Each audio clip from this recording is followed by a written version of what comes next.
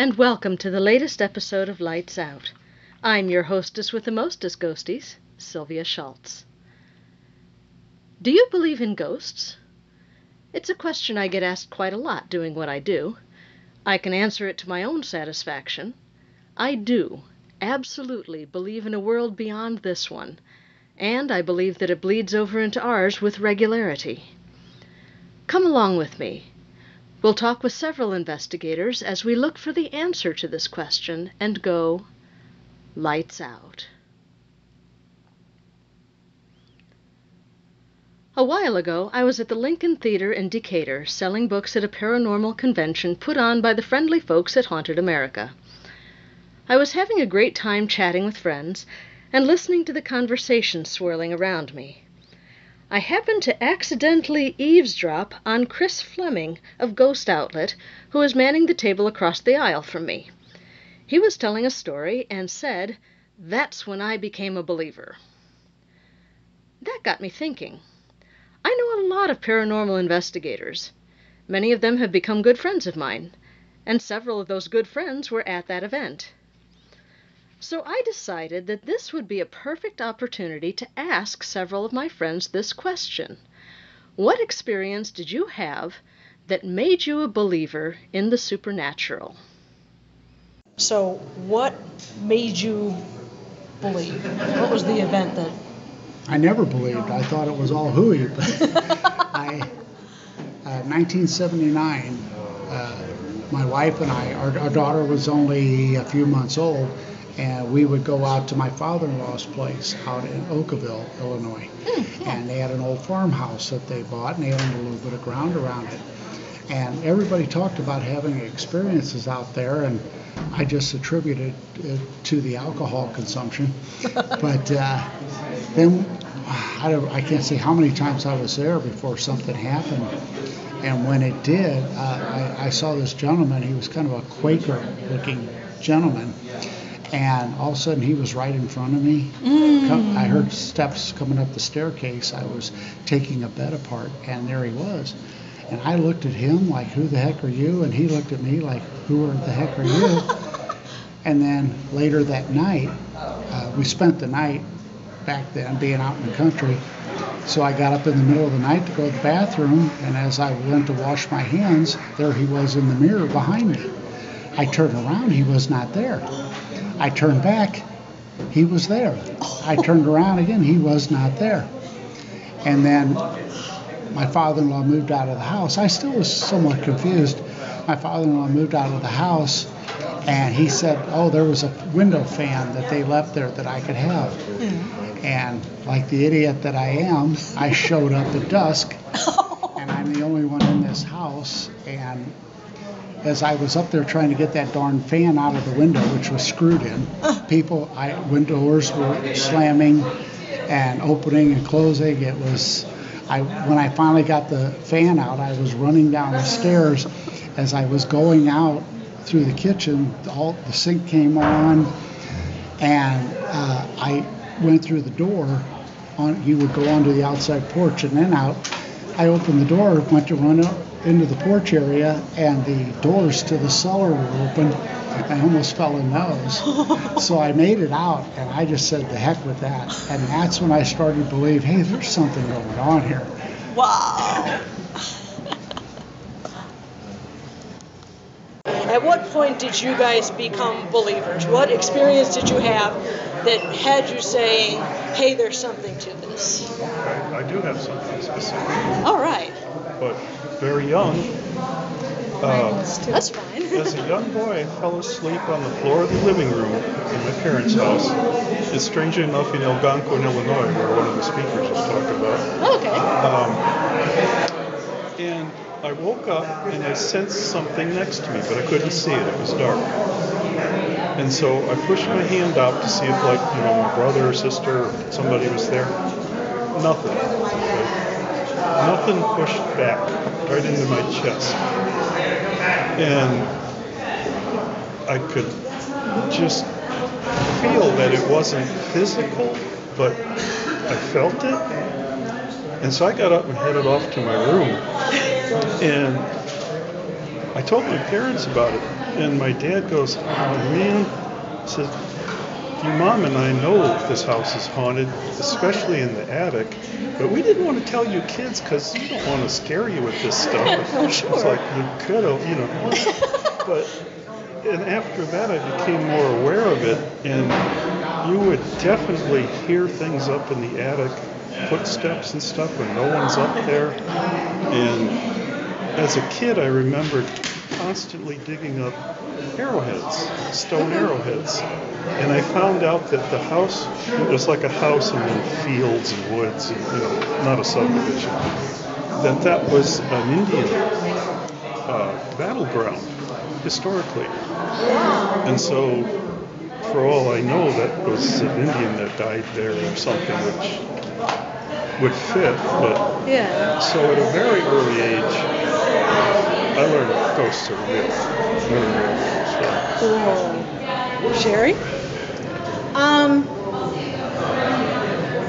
Most of my life I believed in something, and my parents, nobody ever told me there's no such thing as ghosts, but when I was real little, I would wake up at night with something knocking on the walls, and I'd wake up screaming, and my dad would come in and he'd settle me down for me, but they never said there's no such thing as ghosts. And, throughout the time we lived in that house, occasionally something would go on, and with me it was always, I could always hear. I never saw anything, I was always hearing it. And down in our basement, I heard, we had paneling down there, and you know how it kind of has divots and it has, I heard something run a fingernail along that, big circles, and, all kinds of stuff like that. It was always audio, but yeah. So I never doubted it. It wasn't until I started talking to friends of mine that they said, "Oh, there's no such thing as ghosts." Yeah. Yeah, wait, when you experienced it. Yeah, wait, you had something happen to you.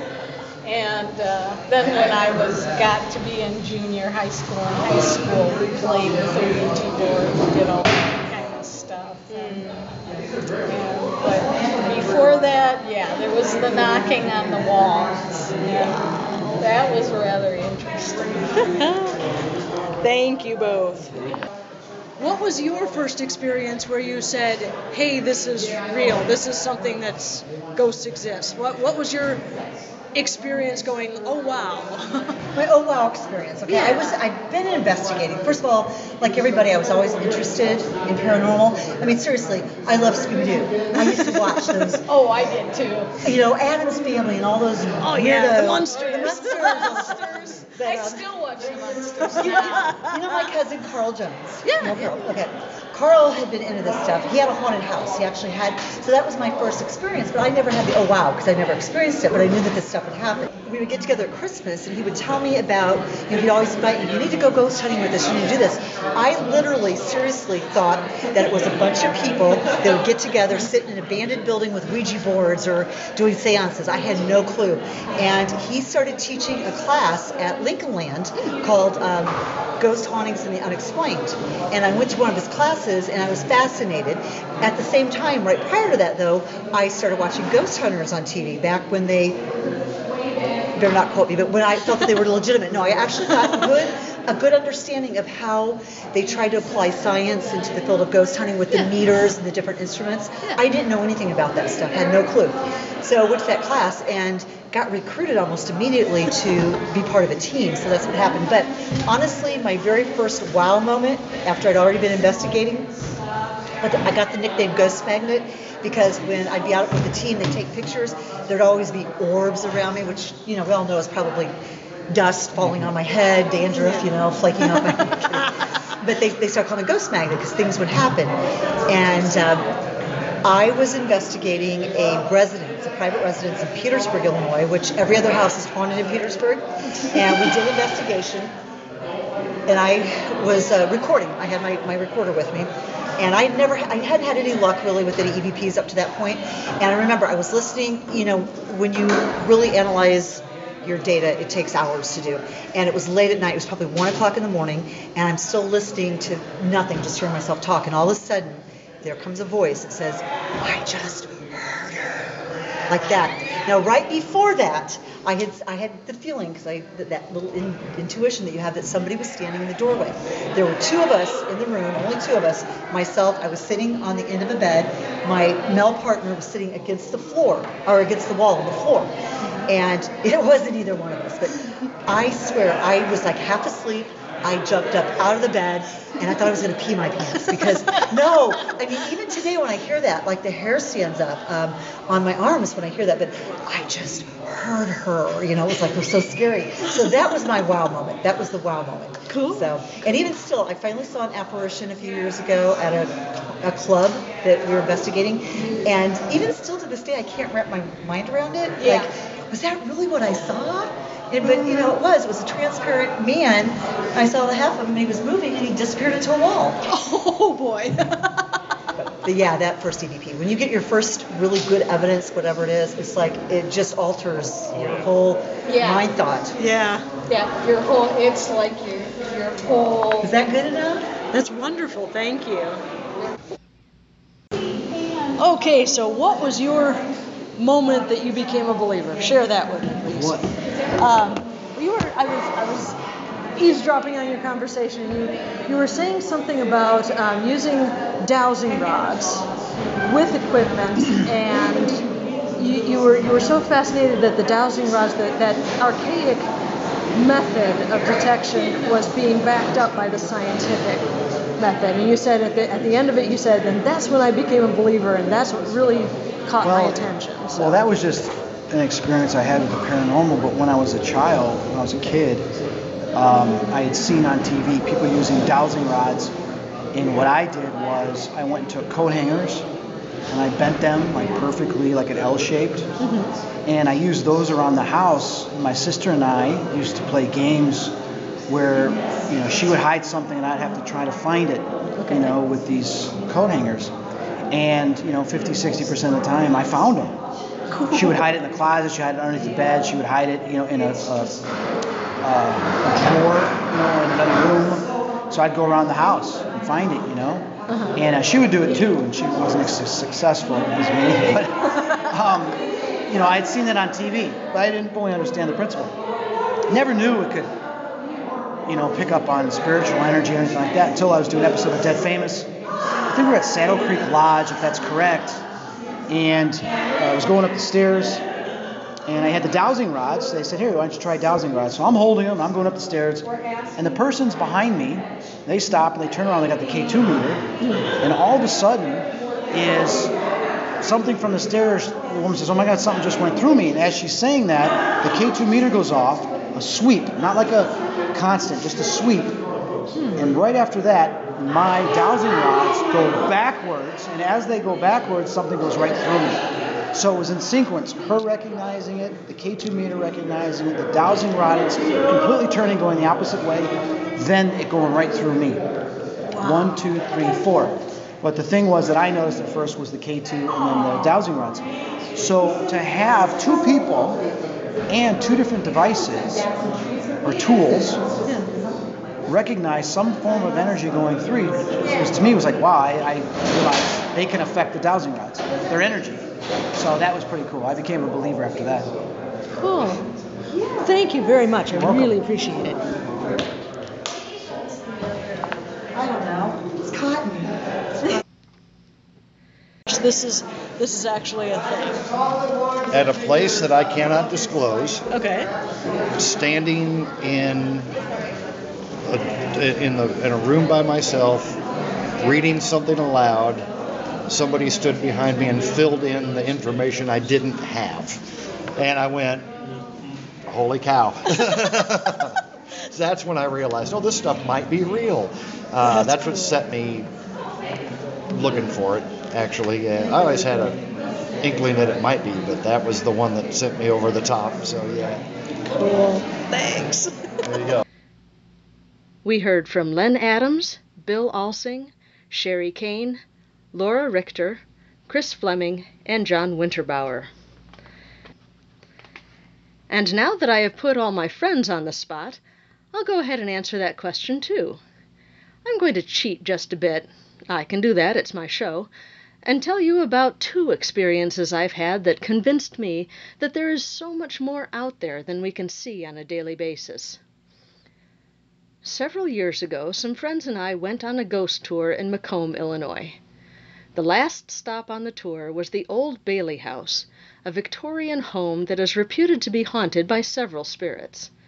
My friend Sherry had her camera with her and snapped a picture of the doorway between the parlor and the front hall. As we climbed into the van for the drive home, Sherry downloaded the pictures from the digital camera onto her laptop and started to scroll through them. Suddenly a yelp came from the passenger seat. "Holy crap, look at this!" I leaned over from the back seat and peered at the computer screen. There, in the doorway, stood a woman. The photograph showed her with her back to us, and we could see her left shoulder, waist, and the bell of her skirt. The picture Sherry took was so detailed we could almost make out the pattern on the spirit's Civil War-era dress. The fact that we could see through her aside, it was, for me, undeniable proof of the paranormal. I was there. I knew there was no one in such an outfit. I watched Sherry download the pictures, then look through them immediately afterward. I knew, for a fact, there had been no tampering with the evidence. The second story involves the Peoria Players Theater and one of their resident ghosts, Norman. Norman Endine was a director at the theater who passed away at a very young age in the 1960s. He loved the theater so much that he now makes his home there. I took the opportunity of a day off to go visit Norman one afternoon. I was alone in the theater, except for the ladies at the front of the building in the box office. I had the stage to myself. I settled myself comfortably on the stage, turned on my voice recorder, and just chatted with Norman for about an hour, hoping to capture some EVPs. I only got one response, but it meant the world to me. Okay. Hey, Norman. It's me, Sylvia. I'm here again. And I am so happy to be here. I have been looking forward to this ever since the last time I was here. Again, I knew I was alone on stage, and that there was no one at the back of the theater. I'm so fond of Norman, and I'm very grateful that he was able to gather the energy to put his voice on my recorder. So, what experience have you had that solidified your belief in the paranormal? Tell me about it in the comments. And be sure to join me the next time we go Lights Out.